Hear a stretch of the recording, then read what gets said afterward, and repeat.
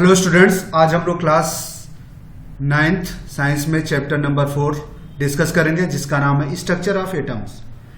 हम लोग class 9th के फर्स्ट 3 चैप्टर में मैटर्स, हमारे आसपास क्या होता है वो डिस्कस किए। फिर हम लोगों ने डिस्कस किया मैटर जो है प्योर होता है कि नहीं होता है। उसके बाद हम लोग एटम और मॉलिक्यूल्स के बारे में डिस्कस किया था। तो हम लोग थोड़ा सा बड़े से छोटे की तरफ आ रहे हैं। पहले हमने सारे एनवायरनमेंट को किया कि हमारे आसपास क्या होता है पहले चैप्टर में। फिर हम लोगों ने उसमें से भी क्लासिफिकेशन करना शुरू कर दिया। ठीक है, दूसरे में हम लोग क्लासिफिकेशन करना शुरू कर दिया। यहाँ पे हम लोग मैटर्स अराउंड, हमारे अराउंड जो मैटर होते हैं उनके बारे में डिस्कस करना सीखा। यहाँ क्लासिफिकेशन शुरू कर दिया दूसरे चैप्टर में। तीसरे में हम और थोड़ा सा स्पेसिफिक हो एटम आ गए और एटम और मॉलिक्यूल के बारे में हम लोगों ने डिस्कस कर लिया था। ठीक है, अब यहाँ पे हम लोग इससे और नीचे जा रहे हैं। ठीक है, एटॉमिक मॉडल क्या है, एटम क्या होता है, तमाम तरह की बातें हम लोग देख लिया कि एटॉमिक कोई मैटर एटम से मिलके बना होता है और ठीक है किसी मैटर का सबसे छोटा पार्ट जो है एटम ही होता है। ऐसा हम लोगों ने डिस्कस किया था। डाल्टन का एक मॉडल है डाल्टन का एटॉमिक मॉडल, जिसमें डाल्टन ने कहा, एक साइंटिस्ट ने ये कहा कि कोई भी मैटर जो है एटम से मिलकर बना होता है और एटम ही सबसे छोटा पार्टिकल और एटम को फिर से डिवाइड नहीं किया जा सकता। ऐसा कुछ डाल्टन ने बोला था। लेकिन अभी क्या है कि बाद में डाल्टन पुराने साइंटिस्ट थे, उन्होंने उस समय एग्जिस्ट में जो भी टूल्स थे उनके पास, जो भी उनके पास नॉलेज था, उसके बेसिस पे मैटर्स को एटॉमिक थ्योरी के बेसिस में क्लासिफाइड कर दिया। बाद में रिसर्च और बढ़ा, तमाम तरह के अभी अल्ट्रा कंपाउंड माइक्रोस्कोप आ गया, माइक्रोस्कोप तक था, कंपाउंड माइक्रोस्कोप आ गया, जिससे हम और भी छोटी छोटी चीजों के बारे में देख सकते थे। ठीक है, क्योंकि हमने देखा था कि क्लासिफिकेशन में कि जो ट्रू सोल्यूशंस होते हैं उनके हम पार्टिकल टू माइक्रोस्कोप से नहीं देख सकते। लेकिन फ्यूचर में जो है, क्योंकि उनका साइज जो है 1 नानोमीटर से के बराबर होता है। अब एटम्स जो होते हैं, एटम क्या होते हैं, लगभग एटम आपके पास जो है नानोमीटर से भी ज्यादा छोटे होते हैं, -10 के बराबर होते हैं। तो अब इसका मतलब क्या है कि हम एटम को देख नहीं सकते थे ढंग से, उसका रिसर्च नहीं कर सकते थे। लेकिन फ्यूचर में क्या हुआ कि और भी रिसर्च हुई और स्ट्रांग और पावरफुल माइक्रोस्कोप बनाए गए, जिनको कंपाउंड माइक्रोस्कोप कहा गया, जिसमें मल्टीपल लेंसेस लगाए गए। तो उससे जो अब हम सब एटम से छोटे भी जो चीजें उनको भी हम ऑब्जर्व करने लगे।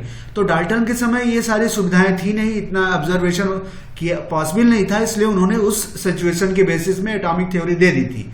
लेकिन बाद में जैसे ही और इन्वेंशन हुआ तो सब एटॉमिक पार्टिकल आया। ये आया कि अब एटम का स्ट्रक्चर क्या है। एटम इसका मतलब, स्ट्रक्चर का मतलब एटम भी किसी चीज से मिलके बना होता है। तो अब हम जो है उसके आगे बात करेंगे। एक एटम लिया, एटम को भी सब स्ट्रक्चर हुआ। तो एटम के भी यहाँ पे 3 एटम को भी यहाँ पे जब रिसर्च किया गया तो इसके भी 3 पार्ट किए गए। एटम में 3 पार्टिकल किया। ठीक है, इलेक्ट्रॉन की बात हम लोगों ने पहले कर ली थी, प्रोटॉन की बात की और न्यूट्रॉन की बात की। 3 सब एटॉमिक पार्टिकल, इनको सब एटॉमिक पार्टिकल्स कहते हैं। हाँ, फ्यूचर में हमारे अभी क्लास तक में 9th और 10th तक में हम इन्हीं के इर्द गिर्द घूमेंगे, इलेक्ट्रॉन, न्यूट्रॉन, प्रोटॉन। तो हाई स्कूल तक में यही है। जब हम +2 में जाएंगे तो हम इनके भी, इलेक्ट्रॉन के भी सब, इनके भी पार्टिकल, इनके भी पार्टिकल और इनके भी सब पार्टिकल्स हम लोग देखेंगे। ठीक है, कि इनसे भी छोटे कुछ हो सकते हैं, जो कि फ्यूचर की स्टडी का है। तो अभी हमारा जो है नॉलेज यहीं पे है। कहने में एटम के नीचे हम लोग इलेक्ट्रॉन, प्रोटॉन और न्यूट्रॉन क्या होता है, इनकी प्रॉपर्टीज क्या होती है, इनकी डिस्कवरी कैसे की, और इन सब का एटम में कहां क्या रोल है, ये सारी चीजें हमारा इस चैप्टर का पॉइंट ऑफ डिस्कशन है। Let's begin. सो हम लोग थोड़ा सा रिकॉल करते हैं कि मैटर क्या। तो matter is made up of tiny particle. क्या है एटम? मैटर पे हम लोग डिस्कस किया। मैटर जो है एक छोटे पार्टिकल एटम से मिलके बना होता। Atom are further made up. अब यहाँ पे बात आ गई, मेड अप फ्यूचर भी 3 फंडामेंटल पार्टिकल से मिला। फंडामेंटल पार्टिकल मतलब बेसिक। ठीक है, एटॉमिक पार्टिकल उसको कहता है इलेक्ट्रॉन, प्रोटॉन और न्यूट्रॉन। तो एटम भी 3 चीजों से मिलकर बना है, electron, proton, neutron. Earlier, Dalton postulated that atom is indivisible. Dalton ने क्या कहा था? पोस्टुलेट मतलब उन्होंने एज्यूम किया था, ये बताया था, एज्यूम उनके एजम्पशंस थे, उन्होंने किया था कि एटम इज इनडिविजुअल, एटम को डिवाइड नहीं किया जा सकता, but that is can not be future divided, which prove wrong by discovery of सब एटॉमिक पार्टिकल। तो उनका थ्योरी बाद में रॉन्ग प्रूफ हो गया था। तो टाइप ऑफ सब एटॉमिक पार्टिकल, जो सब एटॉमिक पार्टिकल एटम से जो छोटे हैं उन्हें सब एटम, एटम से जो छोटे हैं उन्हें सब एटम कहा गया, उनसे छोटे हैं। तो जैसे उन्होंने 3 सब एटॉमिक पार्टिकल की बात हुई, बाद में इलेक्ट्रॉन की बात हुई। इलेक्ट्रॉन जे थॉम्सन, यहां पे ईट पर नाच एक है, ईट, ठीक है, ईट पर नाच ऐसा करके, ऐसा कुछ करके बनाया गया है ईटी। इलेक्ट्रॉन जो है जे थॉम्सन, प्रोटॉन जो है, ठीक है, रदरफोर्ड और आर। तो ये जो है पीआर का मतलब प्रोटॉन रदरफोर्ड, एन का मतलब न्यूट्रॉन मतलब चैडविक। 3 साइंटिस्टों ने एक खोजा, इसीलिए इसको ईट पर ऐसा कुछ एक शार्ट फॉर्मेट बनाया गया है याद रखने के लिए। ईट पर इसको लिख सकते हैं, ईट पर नाच, ऐसा कुछ बनाया गया है, ठीक है। तो यहां पे ईट का मतलब हुआ इलेक्ट्रॉन, ठीक है, इलेक्ट्रॉन की बात की गई। और ये टी की मतलब जे थॉम्सन, TH थॉम्सन, इनका। प्रोटॉन की बात की गई, ये प्रोटॉन की बात की, यहां पे आर है, प्रोटॉन की बात की। आर का मतलब रदरफोर्ड। और नाच का मतलब न्यूट्रॉन, ठीक है, न्यूट्रॉन की बात की गई, न्यूट्रॉन। तो इसके चैडविक थे, ठीक है। तो इसी पे एक शार्ट फार्मूला आपको याद रखना है कि इलेक्ट्रॉन की खोज किसने की, प्रोटॉन ने की, न्यूट्रॉन की किसने की। तो ये शार्ट फार्मूला है, शार्ट एक स्लोगन है, ईट पर नाच, इससे आप याद कर सकते हैं। इलेक्ट्रॉन क्या है, ई। इलेक्ट्रॉन जो है ई है, उसके ऊपर चार्ज होते हैं निगेटिव चार्ज। अब कभी कभी पूछा जाता है कि पॉजिटिव और निगेटिव कहा। देखिए एक कन्वेंशन है, एक पे इलेक्ट्रॉन को एज्यूम कर लिया निगेटिव हो तो पी को, प्रोटॉन को पॉजिटिव, पी से पॉजिटिव बनाने के लिए इसको पी है, ये इलेक्ट्रॉन जो है negative, like that is convention है, इट इज टोटली कन्वेंशन, ठीक है। ये साइंस की भाषा में इसको मान लिया गया है कि इलेक्ट्रॉन के ऊपर निगेटिव चार्ज होते हैं, प्रोटॉन के ऊपर पॉजिटिव चार्ज होते हैं, इट इज कन्वेंशन। तो इलेक्ट्रॉन का मास क्या है, यहां देखिए ग्राम में है, ठीक है, ये ग्राम में है। और रिलेटिव मास क्या है, इनविजिबल। रिलेटिव मास जो है प्रोटॉन के मास से किया गया है। इसके ऊपर चार्ज है, क्या है, ये है। और रिलेटिव चार्ज क्या है, 1, इसके ऊपर -1 निगेटिव चार्ज होता है। इसे प्रोटॉन है, उसका मास ये है, ठीक है, इसका मास ये है, याद रखिए इसका, ये सब चीजें। रिलेटिव मास 1 यूनिट होता है। और इस पे जो है चार्ज क्या है, पॉजिटिव। इलेक्ट्रॉन और प्रोटॉन के चार्ज बराबर होते हैं, इस पे +1 होता है। और आपका न्यूट्रॉन जो है, इनका भी मास लगभग प्रोटॉन के बराबर होता है, इनके भी मास भी बराबर होते हैं, इन पे चार्ज नहीं होता, ठीक है। इसलिए तो कहने का मतलब इलेक्ट्रॉन के ऊपर पॉजिटिव चार्ज होता है, उसका एक्चुअल मास याद रहे 9 × 10⁻⁻28 ग्राम है। इसको किलोग्राम में लिखेंगे तो -31 हो जाएगा, 9 × 10⁻28 ग्राम है, ये इक्वल टू 9 × 10⁻31 kg, ठीक है। और इसका जो है, इसके ऊपर चार्ज क्या है, ये रखिए 1.6 × 10⁻14।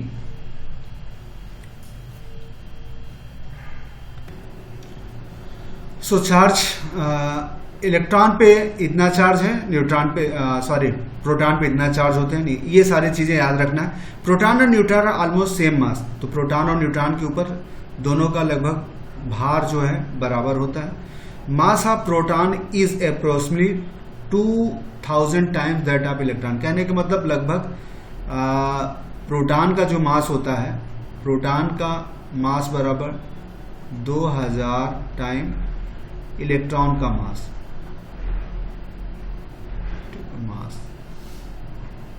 ऐसा मतलब है। ठीक है, तो प्रोटॉन का मास ज्यादा होता है इलेक्ट्रॉन से। अब डिस्कवरी के बारे में जे थॉम्सन ने इलेक्ट्रॉन की डिस्कवरी कैसे की, तो जे थॉम्सन ने क्या किया था, the negative charge particle were discovered by J Thomson in 1897। In the experiment a gas at lower pressure was taken in discharge to made up of glass. तो यहाँ पे एक मॉडल है, देख लीजिए, इस तरह का एक मॉडल उन्होंने बनाया कि यहाँ पे ये ग्लास का एक ट्यूब है, इसमें वैक्यूम पंप की सहायता से इसका प्रेशर जो है, ठीक है, प्रेशर जो है लो कर दिया गया है।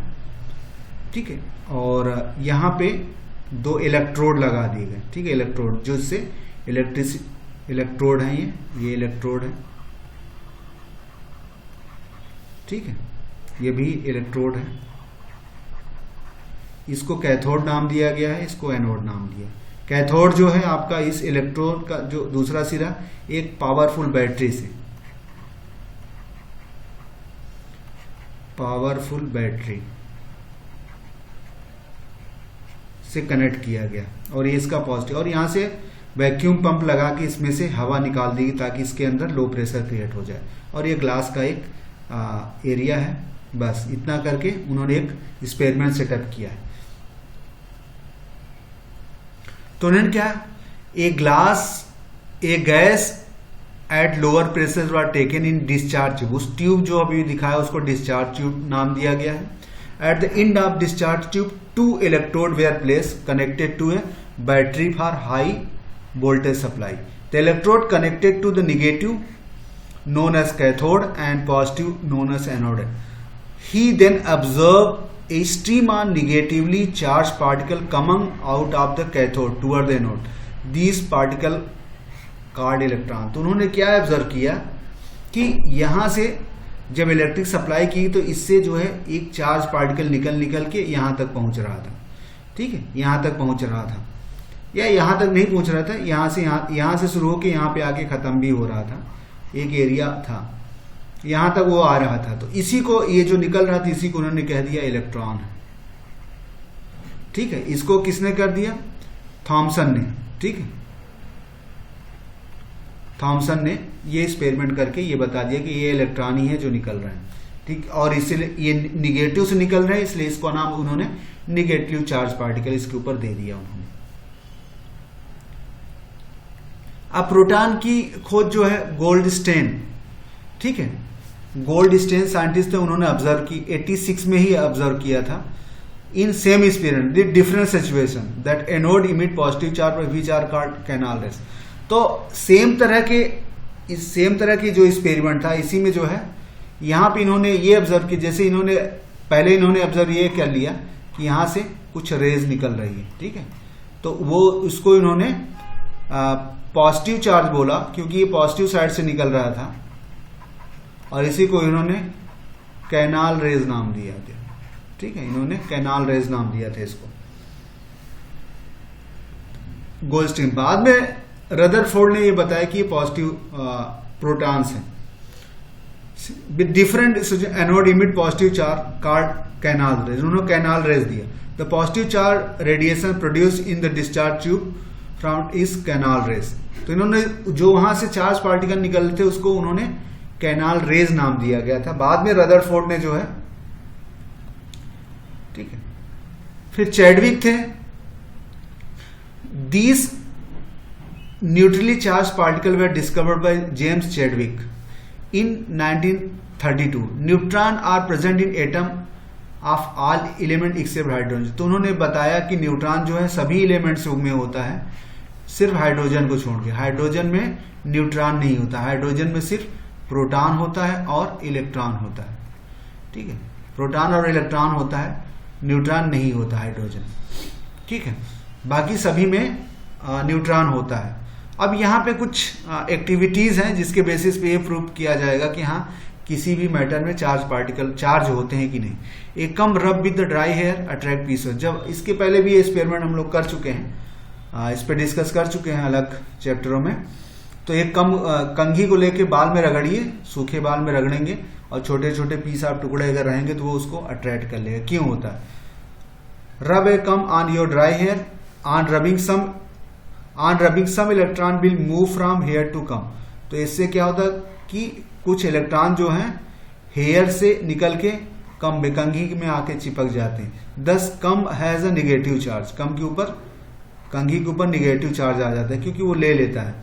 Now bring the comb close to some piece paper, negative charge comb will attract piece paper. तो ये निगेटिव चार्ज जो कम होता है वो पीस ऑफ पेपर को अपनी तरफ अट्रैक्ट करता है, क्योंकि इससे पता चलता है उसके ऊपर शायद पॉजिटिव चार्ज है। इसी तरह ग्लास रॉड रब विथ सिल्क क्लॉथ। ठीक है, ग्लास रॉड को क्या किया, एक ग्लास रॉड है उसको सिल्क के कपड़े पर रगड़ा गया और किसको, इन्फ्लेटेड, एक फूले हुए गुब्बारे को अपनी तरफ अट्रैक्ट करता है।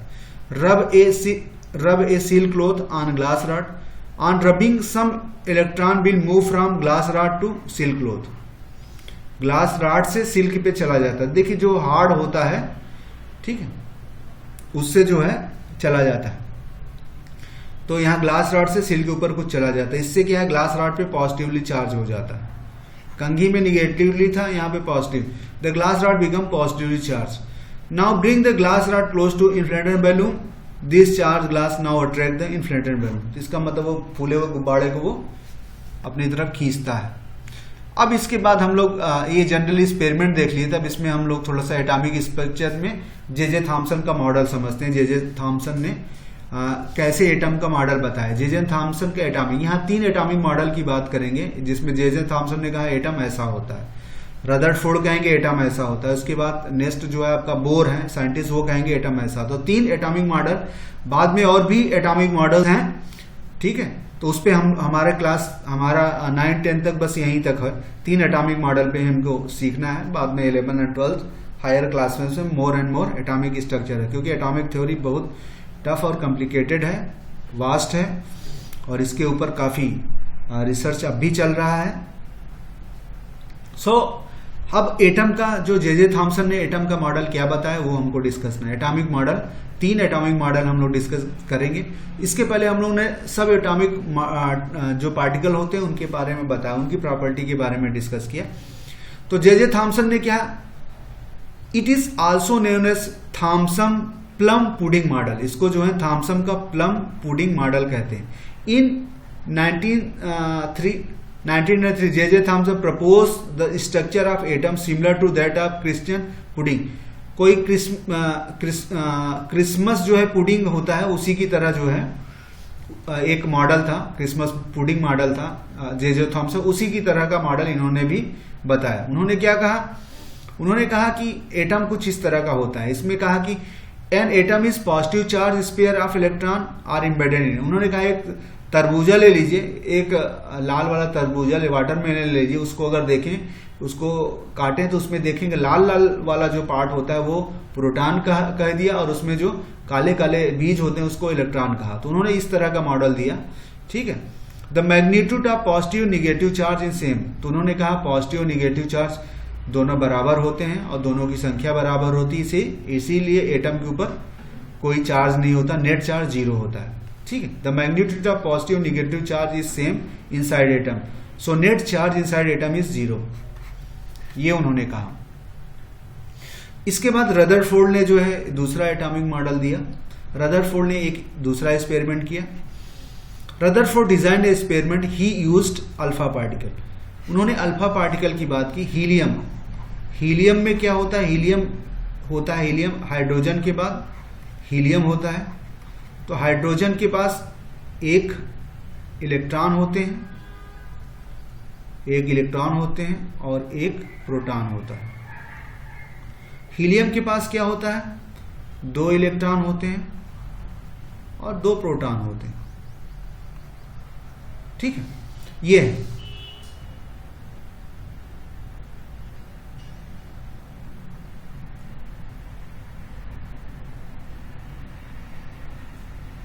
अब इसके पास और इसके पास 2 न्यूट्रॉन भी होते हैं।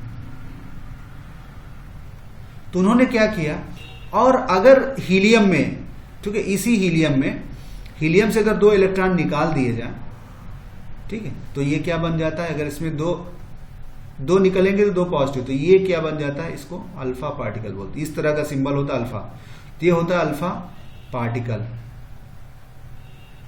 ठीक है, इसी को अल्फा पार्टिकल बोलते हैं, ठीक है। This is the alpha particle.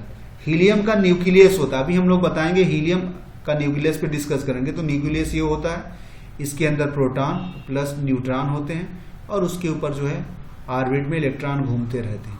तो इसके हीलियम के जो है इसको इलेक्ट्रॉन को निकाल लिया गया, सिर्फ इससे मतलब रखा गया प्रोटॉन न्यूट्रॉन, जिसका इन दोनों को मिलाने के बाद इसका जो है वेट क्या आ जाएगा, मास क्या आ गया, मास क्या आ गया 4 एटॉमिक मास यूनिट, ठीक है। एटॉमिक मास यूनिट के बारे में हम लोगों ने डिस्कस किया। ये मास को की मेजरमेंट की इकाई होती है, जैसे वजन को क्या, वेट को क्या करते हैं किलोग्राम से, इसी तरह कोई सब एटॉमिक पार्टिकल उनके मास को एटॉमिक मास यूनिट से डिनोट करते हैं।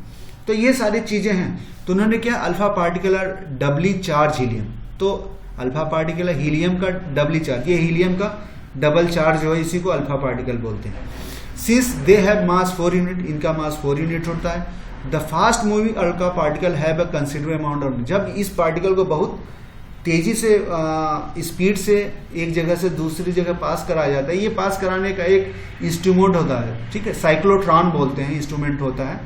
वो सब एटॉमिक पार्टिकल को मूवमेंट कराते हैं, मूवमेंट कराने के बाद एक जगह से दूसरी जगह उसको फेंकने का काम करते हैं, ठीक है। साइक्लोट्रॉन एक डिवाइस होता है, ठीक है, तो उसको यूज करते हैं। तो फास्ट मूविंग अल्फा पार्टिकल को क्या है, अगर मूव करेगा तो उसके पास बहुत ज्यादा एनर्जी होती, ताकत होती, काइनेटिक एनर्जी होती। कोई बाल है, आप एक जगह दूसरे जगह फेंकें तो अगर किसी को लग जाए तो सर भी फट जाता है, लाइक दैट। तो अल्फा पार्टिकल सब पार्टिकल है, लेकिन बहुत तेजी से कई हजार किलोमीटर पर सेकेंड की स्पीड से उसको मूवमेंट कराया जाता है। तो ये मूवमेंट कराने के बाद एक गोल्ड का, ठीक है, क्या है ये हमने समझा दिया। गोल्ड का जो है फॉइल होता है, फॉइल पतला सा एक सीट होती है, गोल्ड की पतली सी सीट होती है, ठीक है, गोल्ड की पतली सी सीट होती है, जिसकी मोटाई 1000 एटम के बराबर होती है। तो कि 1000 एटम मतलब इसकी मोटाई क्या, एक एटम की साइज इतना होता है, तो इतना, ठीक है, मीटर हुआ। तो इसकी मोटाई बहुत पतली हुई, ये भी बहुत पतली हो गई, तो 10⁻⁷ मीटर, बहुत पतली हुई। 10 लाख मीटर, एक मीटर का जो है 6-7 1 करोड़ पार्ट किया जाए, 1 मीटर को 1 करोड़ पार्ट किया जाए तो उसका जो साइज होता है, एक ले लेंगे तो उतना पतला एक गोल्ड का जो है सीट लिया गया, और उसके ऊपर जो है ये फास्ट मूविंग अल्फा पार्टिकल जो थे, इनको जो है इन्हीं के ऊपर ये आपका गोल्ड का सीट था, पतला गोल्ड सीट, यहाँ पे अल्फा पार्टिकल, ठीक है, अल्फा पार्टिकल्स को स्पीड से इसके ऊपर मूवमेंट कराया गया, ये आया और इसके ऊपर टकराती है। टकराने के बाद ये देखा गया कुछ अल्फा पार्टिकल निकल के बाहर चली गई, कुछ अल्फा पार्टिकल ऐसे रिफ्लेक्ट होके इधर इधर चली गई, ठीक है, इधर कुछ अल्फा पार्टिकल तो आई, टकराने के बाद सीधा उसी डायरेक्शन में लौट भी गई। तो 3-4 तरह के यहाँ पे इसके यहाँ पे टकराने के बाद अल्फा पार्टिकल का जो डायरेक्शन ऑब्जर्व किया तो देखा गया कुछ अल्फा पार्टिकल ऐसे गए। तो क्या किया गया, देखिए यहाँ पे रदरफोर्ड क्या ऑब्जर्वेशन, उन्होंने क्या, a lot of fast moving alpha particle were bombard में तो उसके ऊपर काफी तेजी से जल्दी मारा गया। ऑन थिन में बहुत पतली फॉइल है। आफ्टर पासिंग द फॉइल, ये अल्फा पार्टिकल फॉइल से गुजरने के बाद क्या करते हैं, फिर बाद में एक स्क्रीन आती है, यहाँ पे ये अल्फा फाइल है, गोल्ड है, ये स्क्रीन है, ठीक है, इस पे ऑब्जर्व उसकी तस्वीर ली गई, ठीक है, तस्वीर ली गई स्क्रीन पे। तो क्या दिखा, फॉलोइंग ऑब्जर्वेशन देखा गया, तो कहा क्या मिला, most of alpha particle pass through file without deflecting मतलब बहुत अल्फा पार्टिकल यहाँ आए और यहाँ जाके स्क्रीन पे टकरा गए डायरेक्टली, ठीक है। इससे पता चलता है कि जो कोई भी एटम न्यूक्लियस होता है वहां पे बहुत ज्यादा स्पेस होता है, ठीक है, most of space inside atom is empty. तो एटम में बहुत सारा जो जगह होती है वो खाली होता है, इससे पता लगा, क्योंकि आराम से चली जा रही है। Some particle were reflected by small angle, कुछ पार्टिकल जो है स्मॉल एंगल से लौट गए, ठीक है, ऐसे लौट गए। तो ये लगा positive charge of atom occupy beryl space, उससे पता चला कि जो एटम का पॉजिटिव चार्ज है अंदर एटम के अंदर वो बहुत कम स्पेस लेता है। फिर आउट ऑफ 12,000 पार्टिकल रीबाउंस बैक, इसमें से 12,000 पार्टिकल अगर छोड़ेंगे तो उसमें से एक जो है लौट आया, एक पार्टिकल जो है उसी दिशा में फिर से लौट आया। इससे क्या, all the positive charge mass of gold atom were concentrated in very small volume. तो उन्होंने कहा कि जो गोल्ड एटम है उसका जो मास है उसका पूरा वजन एक छोटी सी जगह में केंद्रित है, क्योंकि ये इलेक्ट्रॉन बहुत हल्का होता है, सॉरी ये अल्फा पार्टिकल वजन है, वजन जाके यहाँ पे टकराया, टकराने के बाद वो फिर से उसी डायरेक्शन में लौटा, इसका मतलब किसी हैवी चीज से वो टकराया था, ठीक है। हो सकता है कुछ इलेक्ट्रॉन यहाँ से टकराए हों, यहाँ से टकराया हो तो ऐसे रिफ्लेक्ट किया होगा, यहाँ से गुजरे, बाकी जो है एटम था, बाकी ये जो जगह खाली थी वहां से सीधे निकल गए। ये उनका ऑब्जर्वेशन था। तो रदरफोर्ड ने इस एक्सपेरिमेंट बेसिस पे क्या किया, उन्होंने न्यूक्लियस का एटॉमिक मॉडल दिया। उन्होंने कहा कि एटम ऐसा होता है। According to nucleus model of atom, most of space inside atom is empty, हमने discuss, all at the centre of atom a small heavy charge particle nucleus is present, ठीक है, हैवीली चार्ज पर nucleus present होता है। Electron revolve around the nucleus, electron जो है nucleus के चारों, यहाँ पे ये होता है न्यूक्लियस हो जाता है, ठीक है, यहाँ पे प्रोटॉन और प्लस न्यूट्रॉन होते हैं, इसी proton plus neutron equal to mass होता है। आगे भी हम लोग इसको देखेंगे। तो उन्होंने कहा जो है इलेक्ट्रॉन इसी के चारों तरफ घूमते रहते हैं।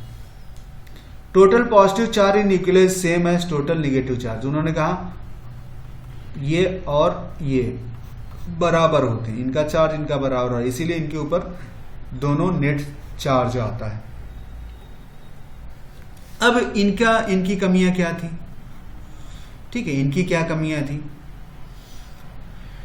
According to Rutherford model electron revolve around positive charge nucleus, तो उन्होंने कहा कि जो इलेक्ट्रॉन है न्यूक्लियस के चारों तरफ घूमते रहते हैं। लेकिन एक दूसरे साइंटिस्ट मैक्सवेल थे, उन्होंने कहा अगर कोई चार्ज पार्टिकल एक्सेलरेट कर रहा है तो वो अपने एनर्जी छोड़ता है, ठीक है। उन्होंने कहा चार्ज पार्टिकल अगर मूवमेंट कर रहा है तो वो अपने एनर्जी निकालता जाता है, अपने आसपास से एनर्जी निकालता जाता है, ऐसा उन्होंने कहा था।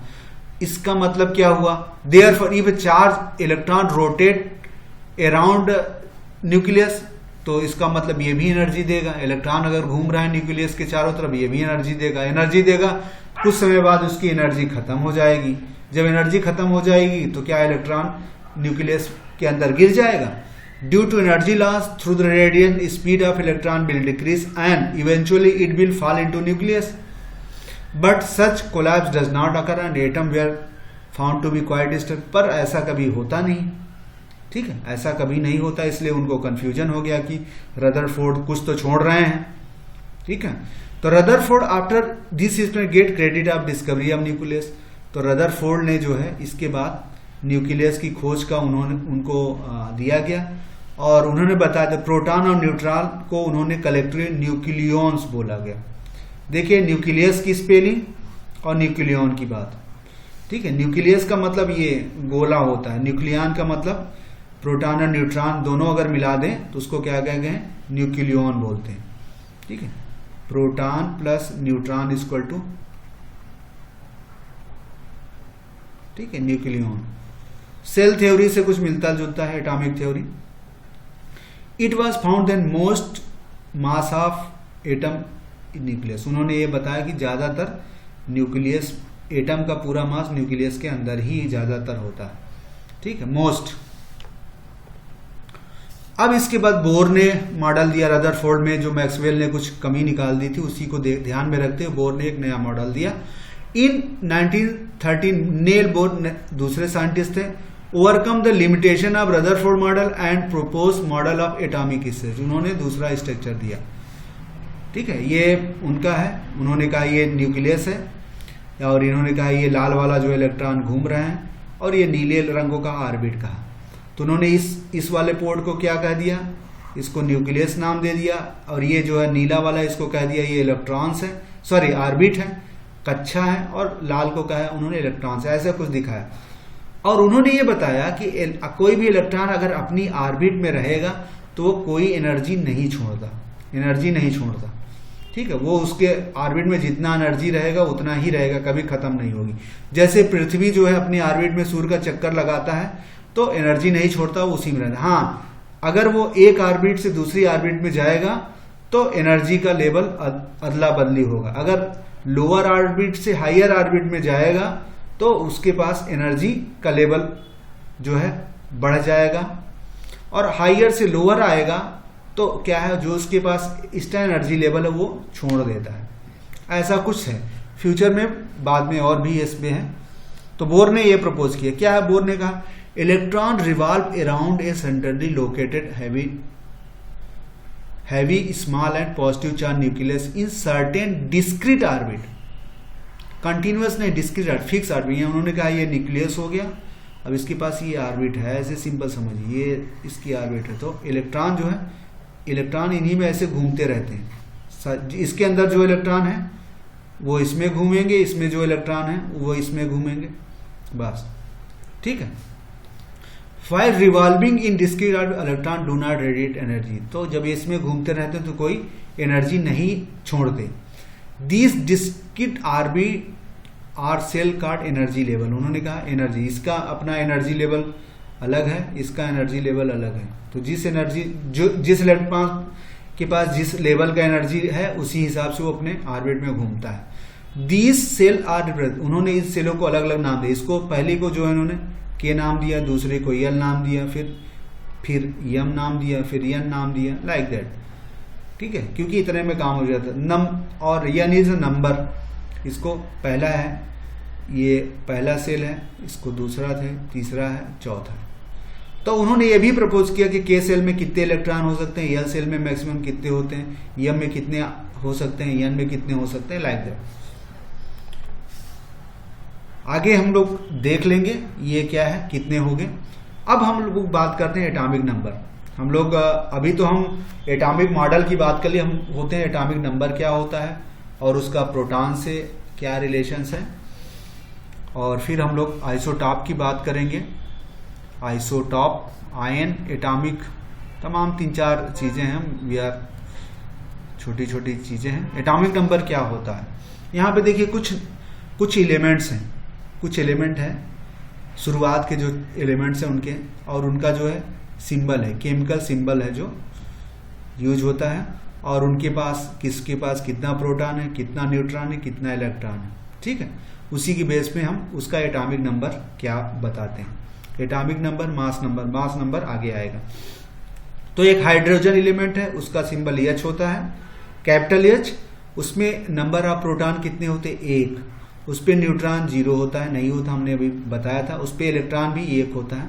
तो इस प्रोटॉन का और एटॉमिक नंबर में डायरेक्ट रिलेशन होता है। जितना प्रोटॉन संख्या होगी वही उसका एटॉमिक नंबर होता है, ये आप याद रखिए। हीलियम है, इसका सिंबल ये है, उस पर प्रोटॉन 2 हैं, उस पर न्यूट्रॉन 2 हैं, उस पर इलेक्ट्रॉन 2 हैं, 3 सब चीज 2 हैं, तो इसका एटॉमिक नंबर 2 हुआ, ठीक है। देखिए यहाँ पे हीलियम और हाइड्रोजन और हीलियम में देखिए नंबर आसान है सब कुछ।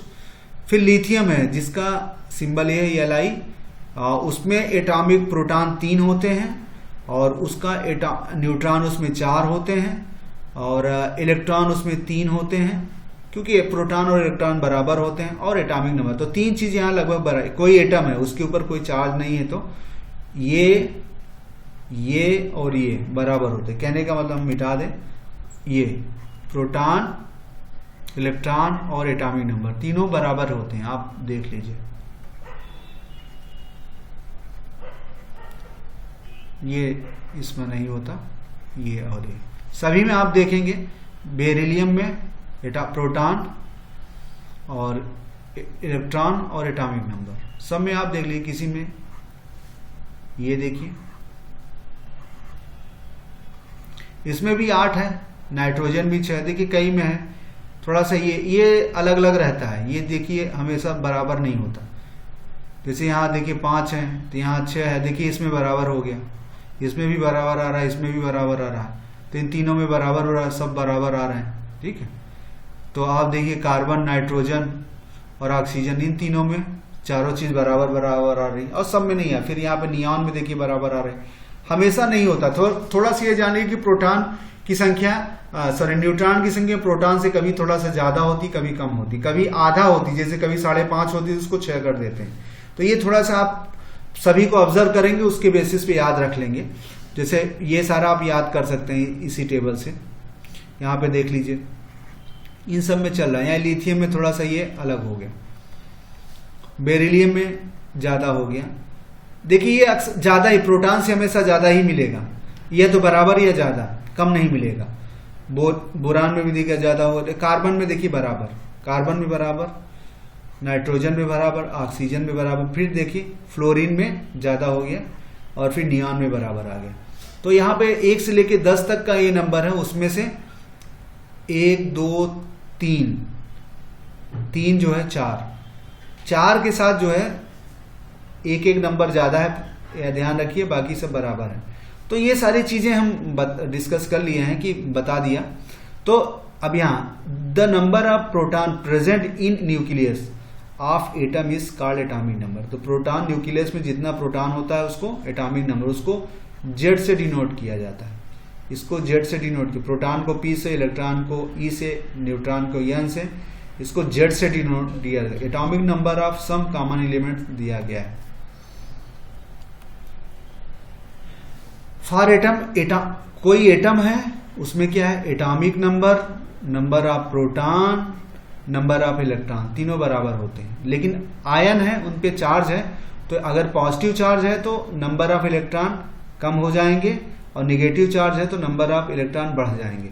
आयन के केस में क्या है, जैसे यहाँ पे देखिए एल्युमिनियम है, उसके ऊपर प्रोटॉन 13 प्रोटॉन है, उस पे न्यूट्रॉनों की संख्या 14 है, ठीक है, और उस पे जो है इलेक्ट्रॉन 13 होने चाहिए।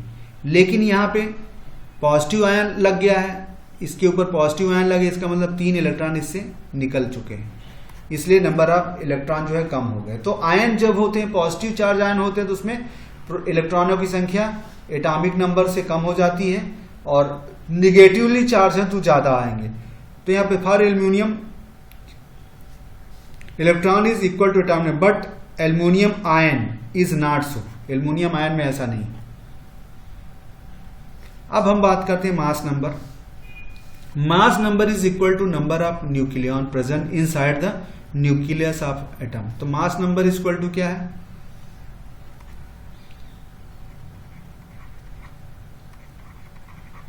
Nucleon, mass number nucleon, nucleon बराबर क्या होता है, proton plus neutron.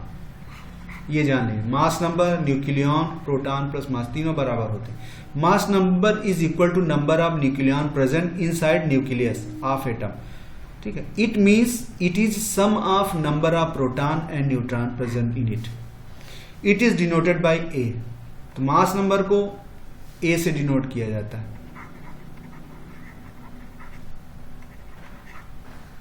Denoted by ए, और एटॉमिक नंबर को जेड। तो mass number of element equal to atomic mass of element equal to number of proton plus number of neutron. जैसे carbon है, उसका मास नंबर 12 है, उसमें 6 उसका प्रोटॉन है और उसका 6 न्यूट्रॉन है। इसे नाइट्रोजन का ये है 7 बरन। देखिए फ्लोरीन में प्रोटॉन 9 है और न्यूट्रॉन 10 है, 19 हो गया। उसके टेबल में हमने 10 का दिखा था। अब कोई सिंबल कैसे, एलिमेंट, कोई एलिमेंट है उसका सिंबल शार्ट में कैसे लिखा जाता है, उसमें ये दिखा सिंबल इस तरह से। जैसे यहाँ नाइट्रोजन की बात की गई, यहाँ पे ये लिखा जाता है और नीचे ये भी। ऊपर वाला क्या है, मास, और ये क्या है, एटॉमिक नंबर, ठीक है। या कह सकते हैं कोई है तो कोई केमिकल चीज है, केमिकल सिंबल है, एन होगा, यहाँ पे ए होगा और जेड। ए क्या बताता है आपको, हमने बताया मास, या इसको कह सकते हैं एटॉमिक मास। और जेड हमने बता दिया था, क्या बताता है, एटॉमिक नंबर। ठीक है, ये सारी, तो यहाँ पे ये देख लीजिए, ये मास नंबर बता रहा है और ये एटॉमिक नंबर बता रहा है, और केमिकल सिंबल, जैसे नाइट्रोजन था, यहाँ नाइट्रोजन हो। So nitrogen is written as this, where 14 is mass number and 17 is atomic number. तो कोई भी एलिमेंट इस तरह रिप्रेजेंट करने का तरीका होता है। आइसोटॉप्स क्या होते हैं? Isotopes are element having same atomic number या having same proton, sorry proton atomic number तो having same number of proton but different neutron, neutron की संख्या अलग होगी। ठीक है, उनमें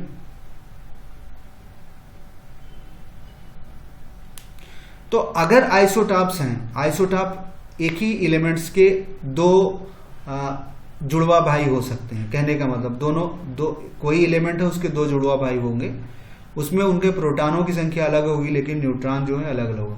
जैसे यहाँ हाइड्रोजन की बात, आइसोटॉप है similar chemical property but different feature. तो इनकी केमिकल प्रॉपर्टी तो सिमिलर हो, क्योंकि केमिकल में क्या होगा, केमिकल प्रॉपर्टी में कौन पार्ट करता है, इलेक्ट्रॉन पार्ट करते हैं। तो इलेक्ट्रॉन तो दोनों में सिमिलर होंगे लेकिन उनकी फिजिकल प्रॉपर्टी देखने में उनका ऑब्जर्वेशन अलग अलग होता है। तो isotopes are element having same number of proton but different number of neutron. Isotope having similar chemical property. क्यों सिमिलर केमिकल प्रॉपर्टी? क्योंकि केमिकल रिएक्शन में क्या इलेक्ट्रॉन पार्टिसिपेट करते हैं, इलेक्ट्रॉन पार्टिसिपेट करेंगे तो दोनों में इलेक्ट्रॉन सेम होने वाले हैं, इसलिए उनके केमिकल प्रॉपर्टी सेम होती है, फिजिकल प्रॉपर्टी अलग होती है। हाइड्रोजन जैसे आप, it exist in 3 different isotomic form. Hydrogen के 3 आइसोटॉप्स होते हैं, ये कहने का मतलब, एक है प्राइमरी हाइड्रोजन H है, दूसरा ड्यूटेरियम होता है, तीसरा ट्राइटियम होता है। ठीक है, 3 होते हैं, इनके अलग अलग नाम है, तीनों भाइयों का अलग नाम है, एक का हाइड्रोजन है, दूसरा का ड्यूटेरियम नाम है, तीसरा का ट्राइटियम नाम है। तो सभी तीनों में प्रोटॉन सेम होंगे, इसके पास कोई न्यूट्रॉन होता नहीं, इसके पास 1 न्यूट्रॉन होते, इसके पास 2 न्यूट्रॉन होते, इसलिए इसका सिंबल ऐसे होता है और इसका डी के साथ। ठीक है, एच के ऊपर 2 लग देंगे तो इसको ड्यूटेरियम कहते हैं। डी इक्वल टू क्या होता है 2H1 और टी का मतलब 3H1। ठीक है, तो ये होता है इनके 3। तो इसका मतलब ये तो अभी कभी क्वेश्चन पूछा जाए कि what is the name the 3 isotope of hydrogen, तो ये लग रहे, एक हाइड्रोजन हो गया, दूसरा ड्यूटेरियम हुआ, तीसरा ट्राइटियम हुआ, उनके फार्मूला इस तरह होते हैं, ये ध्यान रखिएगा। यहाँ पे देख लीजिए एटॉमिक नंबर तीनों में सेम है, ये भी 1 है, ये भी है 1। यहाँ पे देखिए तीनों में प्रोटॉनों की संख्या जो है एक ही है, बस न्यूट्रॉन अलग अलग है। इसका काफ़ी यूज होता है, इनके ये सारे के काफ़ी यूज आते हैं, ये बहुत रेयर मिलता है, इनके काफ़ी यूज है। जैसे अब कार्बन का है, कार्बन के 3 आइसोटॉप्स दिखाए गए यहाँ पे, एक में ये होता है, एक ये होता है, एक ये होता है। इसमें क्या है, या आपका जो है इसमें न्यूट्रॉन की संख्या कितनी होगी, इसमें N 6 होगा, इसमें N कितना होगा 7 होगा, इसमें N कितना होगा 8 होगा। ठीक है, क्यों? क्योंकि N plus A equal to कितना है 12, तो N इक्वल टू 12 माइनस 6 36। दूसरे वाले में इसी तरह N plus A equal to कितना हुआ 13, तो N इक्वल टू कितना हुआ 13 माइनस 6 37। इसी तरह इसमें 8 हो जाएगा। तो यहाँ पे 3 आइसोटॉप्स हैं। ठीक है, इसी तरह आइसोटॉप्स का यूज क्या होता है, use of isotope and isotope uranium. Uranium यहाँ पे लिखा गया UR, उसका यूरेनियम 235 इसका मास हो गया और 92 इसका एटॉमिक नंबर हो गया या प्रोटॉन की संख्या। तो इसके पास 235 238 इसी तरह का, और यूरियन के आइसोटॉप 238 होता है, सॉरी 8 होता है। तो जो नेचर में मिलता है, नेचर में ये ज्यादा मिलता है, तो इसका यूज करके ये बनाते हैं। ठीक है, इसका यूज करके ये बनाया जाता है, और इसका काम क्या होता है न्यूक्लियर रिएक्टर में या एटम बम में ज़्यादा यूज किया जाता है।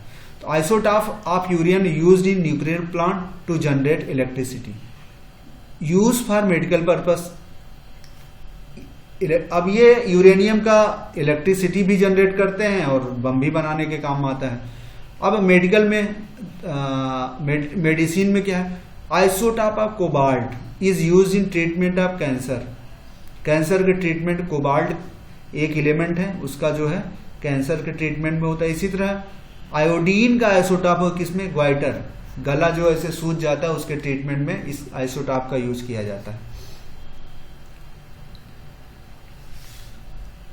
फ्रैक्शनल मास ऑफ एलिमेंट, ये क्या होता है, इसमें कहा गया कि एलिमेंट होते हैं उनके मार्क्स हमेशा फिक्स नंबर में नहीं होते, ठीक है। If an element is a mixture of isotope, कोई एलिमेंट है उसमें कई आइसोटॉप का मिक्सचर है, then it may have fractional mass, तो उनके मास जो है कुछ फ्रैक्शन में भी आ सकते, जैसे यहाँ पे निकाला गया है। जैसे यहाँ पे एक एग्जाम्पल दिया है क्लोरीन का। क्लोरीन के कहते हैं दो आइसोटॉप होते हैं, एक ये 35 और एक 37। तो इसने कहा कि जो नेचर में क्लोरीन जो है 3:1 की संख्या, अगर क्लोरीन गैस यहाँ पे रखी गई है तो उसमें कहेंगे 3 ये वाला होगा और एक ये वाला, तो ये 3 ये वाला होगा, 35 17 होगा और एक जो होगा 37 Cl 17 होगा। तो अब इसका मास, एग्जैक्टली मास जो निकाला गया कैसे है, ठीक है। तो उन्होंने कहा कि 2:2 है, इसका मतलब अब यहाँ पे मैथमेटिक्स लगाएंगे तो टोटल कितना है, 4 हो गया, 3 + 1 4। तो इसका मतलब अगर इसको 100 मान लिया जाए, ठीक है, 100 है, उसके 4 पार्ट किए जाए तो क्या 25 + 25 + 25 + 25, तो इसमें 3 पार्ट क्या होगा 75, 75 एक पार्ट 25। तो इसका मतलब 3 पार्ट जो है, ये वाला जो है 75, ये हो गया 75% और ये वाला हो गया 25। तो अब इसी के बेसिस पे कैलकुलेट किया गया for calculating mass number of chlorine. तो इसमें यह है कि किसका कितना कंट्रीब्यूशन है मास में। तो इसमें इसका मास नंबर 35 होगा और इसका मास नंबर 37 है। तो यहां देखें कि एवरेज एटॉमिक मास कितना है, तो इस 35 वाला का हिस्सा कितना है 75%, तो इसलिए 35 का 75% ले लिया गया। फिर 37 वाले का 25 है तो 37 वाले का 25% लिया, और ये कैलकुलेट करने के बाद जो है, कैलकुलेट करने के बाद इतना आ जाता है एटॉमिक मास यूनिट, यू मतलब एटॉमिक मास यूनिट को 60 में यू कर देते हैं, ये आ जाता है। इसीलिए क्लोरीन का जो एटॉमिक मास ये होता है 35.5 आता है, और Cl2 का मास 71 हो जाता है, अक्सर Cl2 तो 71 आता है, ये लिया जाता है। आइसोबार क्या होते हैं, आइसोटॉप के बारे एक आइसोबार भी वर्ड है। इसमें एक isobar are atom having different number of proton, इसमें प्रोटॉन अलग होते हैं बट नंबर ऑफ न्यूक्लियन मतलब उसका मास सेम होता है। इसमें क्या है, मास इक्वल होते हैं बट प्रोटॉन जो है डिफरेंट होते हैं, याद रखिए बस। यहां पे एलिमेंट्स है, जैसे ऑर्गन है एक एलिमेंट्स है, इसमें इसका प्रोटॉन की संख्या ये है, इसी तरह कैल्शियम है, इसका प्रोटॉन ये है, इसमें नंबर ऑफ न्यूट्रॉन ये है, इसका नंबर ऑफ न्यूट्रॉन ये है, तो मास नंबर इसका भी 40 है, इसका भी 40 है, ठीक है। तो आर्गन और कैल्शियम आर आइसोबार्स हैं, एटॉमिक नंबर डिफरेंट है लेकिन एटॉमिक मास सेम, तो that is the isobar, simple है। अब इलेक्ट्रॉन्स जो है ऑर्बिट में कैसे डिस्ट्रीब्यूट किया जाता है, बोर ने बताया था KLM कहा था, तो उन्होंने, अब इसके आगे हम लोग देखेंगे कि ऑर्बिट में कितने इलेक्ट्रॉन हैं, फिर उसी की बेसिस पे हर एक एटम की एलिमेंट में एटम की वैलेंसी हम लोग देखेंगे। तो electron distributed in orbit, the distribution of electron in different orbit of atom were suggested by bore and बरी। नेल बोर थे, उसके बाद उनके साथ एक बरी थे, बोर एंड बरी कहा गया, उन्होंने बताया गया, दो साइंटिस्ट थे। इलेक्ट्रॉनिक कॉन्फ़िगरेशन बताया गया। Following are the 3 major rule for electronic distribution. An orbit can have a maximum of electron. कहने के मतलब एक ऑर्बिट में कितना इलेक्ट्रॉन हो सकता है, where n is the orbit number, therefore maximum number of electron in different shell. तो कोई ऑर्बिट है उसका नंबर जैसे k है, उसका नंबर इक्वल टू 1 होता है, l है उसकी ऑर्बिट दूसरे को होता है, KLM है उसकी ऑर्बिट नंबर जो है 3 है, KLM है उसकी ऑर्बिट नंबर 4 है। तो जो ऑर्बिट होती है उसमें हर एक ऑर्बिट फिक्स होता है, उसमें मैक्सिमम कितने, जैसे K में मैक्सिमम कितने इलेक्ट्रॉन आ सकते हैं, L में कितने आ सकते हैं, M में, ये एक फिक्स होता है। ज़्यादा आप उसके साथ छेड़खानी नहीं कर सकते, क्योंकि ज़्यादा हर एक ऑर्बिट में नंबर ऑफ इलेक्ट्रॉन रखने की क्षमता सीमित होती है। वो कितनी होती है वही वो बता रहे हैं। उन्होंने कहा K सेल होता है तो उसका n की वैल्यू 1 होती है, और तो उसमें मैक्सिमम नंबर कितने होते हैं, फार्मूला 2n², तो उसमें 1 की वैल्यू 2, इसीलिए K में हमेशा सिर्फ 2 इलेक्ट्रॉन से ज़्यादा नहीं हो सकते। इसे L ऑर्बिट में उन्होंने लगाया ये 2, n की वैल्यू तो 8, 2 वाले में मैक्सिमम 8 आ सकते हैं। तीसरी वाली में उन्होंने ऐसा लगाया फार्मूला 18, चौथी में 32, पांचवी में 25 50, ठीक है, 5 है 25 दूना 50, पांचवी में n। हालांकि ज़्यादातर आपका सारे एलिमेंट यहीं ख़त्म हो जाते हैं, ज़्यादातर एलिमेंट इसी में यहीं तक ख़त्म हो जाते हैं, ठीक है, 3 ही 4 ही ऑर्बिट में ज़्यादातर एलिमेंट ख़त्म हो जाते हैं। तो ये फार्मूला याद रखिए। तो orbit are filled from inside और आउटसाइड, ठीक है, orbit are filled from inside या आउटसाइड। तो कोई ऑर्बिट में इलेक्ट्रॉन अंदर से लेके भर सकते हैं और निकाल के भर सकते हैं, बाहर से लेके उसको कंप्लीट कर सकते हैं या अपने में से उसको दे के कंप्लीट कर सकते हैं। तो कहने का मतलब K सेल में हमेशा 2 से ज्यादा नहीं सकते, या तो वो एक निकाल दो या किसी से एक लेके उसको 2 कर लो। जैसे हाइड्रोजन केस में एक ही होता है, तो हाइड्रोजन हमेशा लेने की कोशिश करता है, ठीक है। First ion shell is fill, पहले कहते हैं, अब पहला रूल उन्होंने कहा कि ऑर्बिट में ये मैक्सिमम है। दूसरा रूल कहता है कि सबसे पहले आप पहला सेल भरेंगे, फिर दूसरा सेल भरेंगे, फिर तीसरा। ऐसा नहीं कि पहला नहीं भरे, पहले एलिमेंट आएगा तो पहले में 2 आ जाएगा, उसके बाद जब तीसरा आएगा तो दूसरे में जाएगा, चौथा आएगा तो वो कब तक जाएगा जब तक उसमें 8 नहीं हो जाते। 8 जब हो जाएगा तो फिर तीसरे सेल में जाना शुरू करेगा। ऐसा कहने के बाद orbit are filled from inside, सबसे पहले उन्होंने कहा सबसे पहले K सेल भरेगी, फिर L भरेगी, फिर M भरेगी, ठीक है, ऐसे उन्होंने कहा। तो इनसाइड आउट यही कहा कि पहले यहां से इनसाइड भरेगी फिर ऐसे जाएगी। The outermost occupies shell of atom है maximum of 8 electron even if it can accommodate more than. तो उन्होंने कहा कि बाहर वाले में मैक्सिमम 8 ही हो सकते हैं, एक मैक्सिमम 8 रख सकता है। हाँ, अगर उससे ज्यादा होगा तो वो अंदर वो छोड़ दे देगा, ठीक है। जैसे क्या है, इसमें 8 है, यम में कितना हुआ 18 हो सकते हैं, और यन में कितना हुआ 32 हो सकते हैं ना।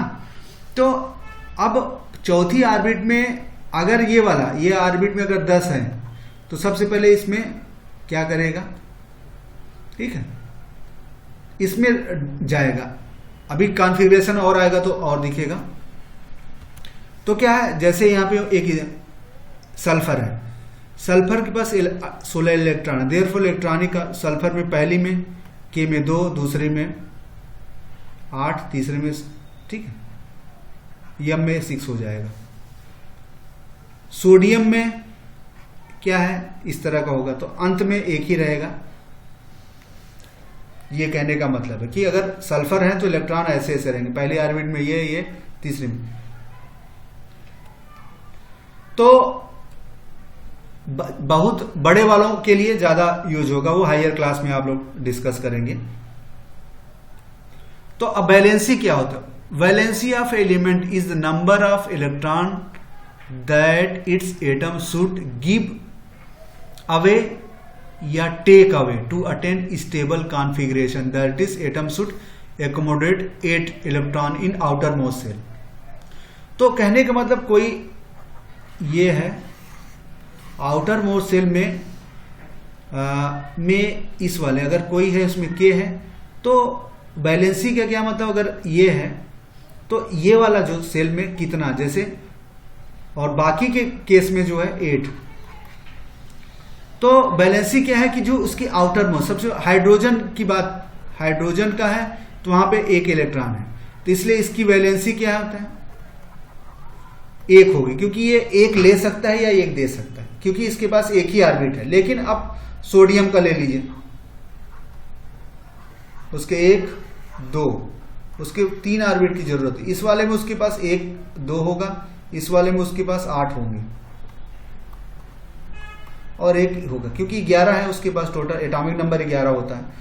तो अब क्या है, इसके आउटर मोस्ट सेल में कितना है, 1 एलिमेंट 1 इलेक्ट्रॉन, इसलिए सोडियम की वैलेंसी 1 है। ठीक है, क्योंकि ये मैक्सिमम 8 ले सकता है, लेकिन ये 7 किसी से लेना कठिन है, इसलिए ये हमेशा दे देता है। तो ये दे दिया तो ये ऑर्बिट खत्म हो गया और ये ऑर्बिट शुरू हो जाती है। तो स्टेबिलिटी के लिए हमेशा इस तरह का होता है कि लास्ट में मैक्सिमम 8 रख सकता है। इसी तरह आप क्या है, क्लोरीन की बात कर लीजिए, क्लोरीन की इसकी कितना 17 होती है, तो 1 ऑर्बिट, ये 2 ऑर्बिट, 3 ऑर्बिट, तो यहां क्या है, इसमें 2 रख दिए, इसमें 8 रख दिए, 2 4 6, ये दिखाने का तरीका 8 हो गया। अब कितना, 2 8 10, अब बच्चे लास्ट में इसके पास 7 बचे, 2 2 4 2 6 1 7, इसमें 7 हो गए। अब ये मैक्सिमम कितना या तो ये 7 हटा दें तो ये वाले लेवल पे आ जाएगा, या 1 किसी से ले ले। तो जनरली क्या है, 7 हटाएगा नहीं, 1 ले लेगा, इसलिए इसकी वैलेंसी भी 1 होगी, लेकिन ये निगेटिव वैलेंसी होगी क्योंकि लेना है। तो यही समझाएंगे, the atom should accommodate 8 electron in outer most shell या बैलेंस सेल एक्सेप्ट के में 2 होते हैं। ठीक है, electron present in outer most orbit of known as a valency of electron.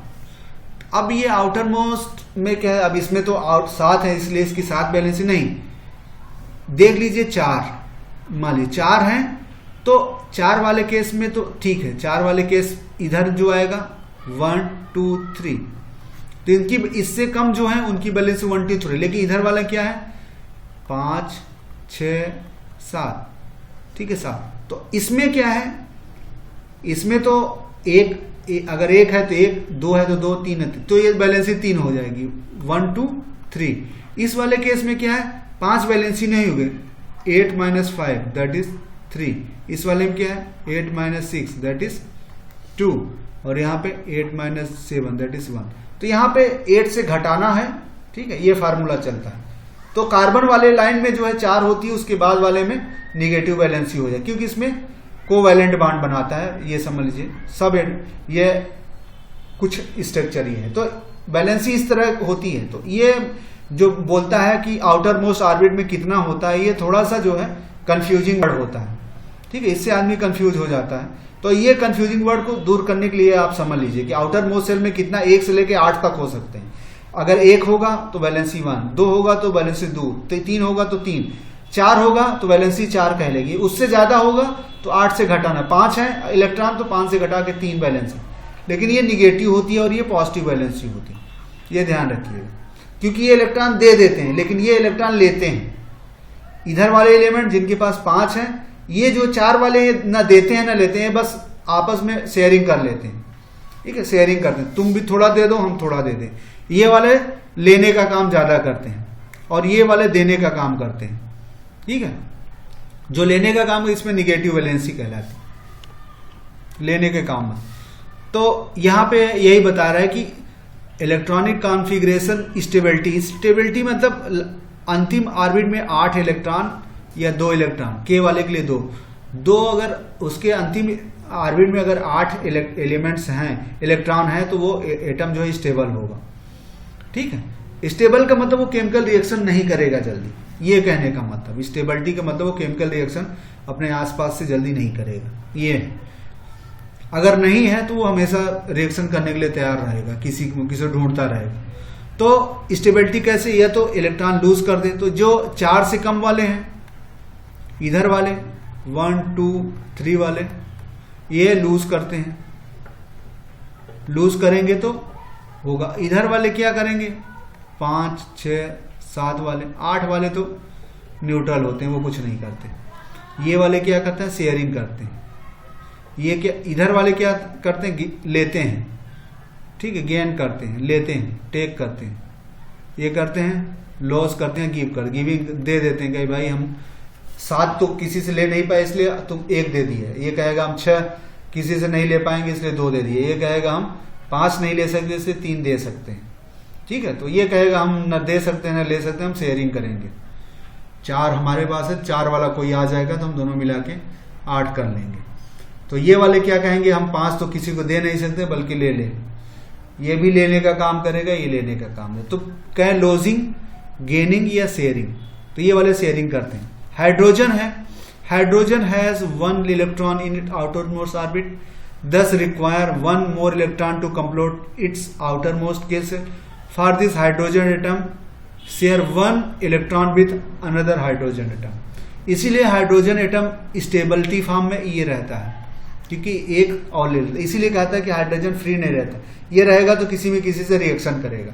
इसीलिए कहा लास्ट चैप्टर में हम लोगों ने डिस्कस किया था व्हाट इज स्टेबिलिटी, क्यों हाइड्रोजन को इस फॉर्म में रखा जाता है, क्योंकि ये इस फॉर्म में नेचर में एग्जिस्ट करता है, स्टेबल रहता है, क्योंकि अब रिएक्शन नहीं करता, क्योंकि इसकी ऑर्बिट में जगह नहीं है किसी को देने लेने की, ठीक है। इसलिए ये इसको कहा जाता है। अब वैलेंसी यहां पे बात कर लिया गया। Valency of atom, first 10 elements की बात की गई। देखिए फर्स्ट 10 एलिमेंट्स, हाइड्रोजन है, एटॉमिक नंबर है, नंबर ऑफ इलेक्ट्रॉन है, तो उसके के सेल में 1 है तो वैलेंसी 1 कहलाएगा। उसके बाहरी सेल एक ही सेल है। हीलियम है, उसके आउटर में सेल में ये है, 0 वैलेंसी है, क्योंकि वो उसका आउटर मोस्ट सेल कंप्लीट है, इसलिए वो किसी से रिएक्शन नहीं करेगा, ना लेगा, तो इसलिए उसकी वैलेंसी 0 कहलाती है। लिथियम जो है 3 है, उसके आउटर मोस्ट सेल में 3 है, तो उसकी वैलेंसी 1 दे देगा, ठीक है, 1 देने का काम करेगा। अब यहां देखिए बेरिलियम है, 4 है, तो 2 यहां 2, तो 2 देने का काम करेगा।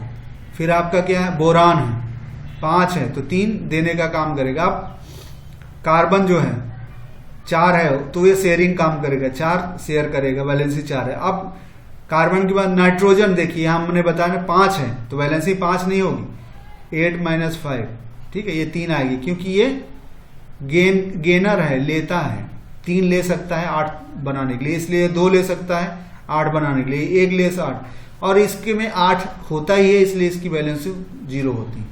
तो देखिए इसकी ऑर्बिट फुल है, इसलिए 0 वैलेंसी। अब जिनकी ऑर्बिट फुल नहीं है, 8 या 2 बनाने की क्षमता ही है। Atom do chemical reaction to attain stable configuration, वही कहने की स्टेबल कॉन्फिगरेशन बनाने के लिए वो हमेशा केमिकल रिएक्शन करने के लिए तैयार रहते हैं। बट नोबल गैसेस, इनको ये है हीलियम, नियान, आर्गन, क्रिप्टॉन, जेनान, ये सारी गैसेस जो होती हैं वो इनको नोबल गैसेस बोला जाता है, क्योंकि ये बड़ी मेहनत से मिलती है, बहुत रेयर होती है ये गैसें, ठीक है, ये इनका बहुत यूज होता है, इसलिए नोबल गैसें कहा था, मतलब बहुत कीमती गैसें होती हैं, इसलिए नोबल गैस। और ये कहती है जल्दी किसी से रिएक्शन नहीं करते, इनर्ट होती हैं, ये किसी से रिएक्शन नहीं करते। क्यों?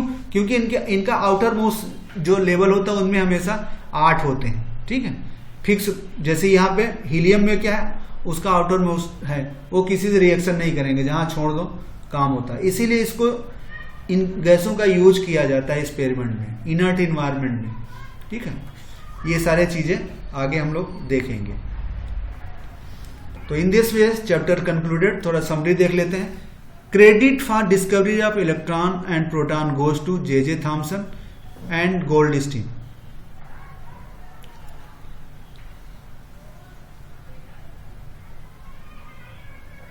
देखिए प्रोटॉन के लिए गोल्डस्टीन यहां बोला जा रहा है, रदरफोर्ड का नाम आता है, ठीक है, यहां पे तो बोला जा रहा है रदरफोर्ड आता है।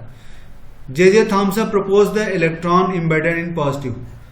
तो जे थॉमसन का मॉडल आपने देखा कि तरबूजे वाला मॉडल दिया, रदरफोर्ड ने गोल्ड वाला, सिल्वर फॉइल, इसमें इन्होंने न्यूक्लियस की भी खोज की थी, ठीक है, इन्होंने न्यूक्लियस की भी खोज की थी, और इनको साथ प्रोटॉन की भी डिस्कवरी का क्रेडिट इनको जाता है, गोल्डस्टोन को भी जाता है, इनके साथ न्यूक्लियस लगा है, ठीक है।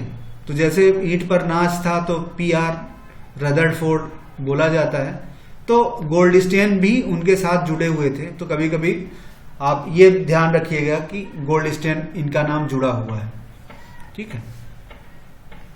रदरफोर्ड मॉडल, रदरफोर्ड ने क्या किया था, गोल्ड का मॉडल दिया था, गोल्ड फॉयल एक्सपेरिमेंट दिया था, ये हमने बताया। नेल बोर का जो है माल ऑर्बिट वाला दिया था, ऑर्बिटल वाला मॉडल दिया था, ठीक है। तो जे थॉमसन की मॉडल में कमियां, देखिए जे थॉमसन के मॉडल की कमियों को रदरफोर्ड ने दूर किया, फिर रदरफोर्ड की कमियों को जो है नेल बोर ने दूर किया, ठीक है, ये ध्यान रखिएगा। चैडविक ने क्या किया, Chadwick presence of neutron in nucleus. So Chadwick ने न्यूट्रॉन के बारे में बताया,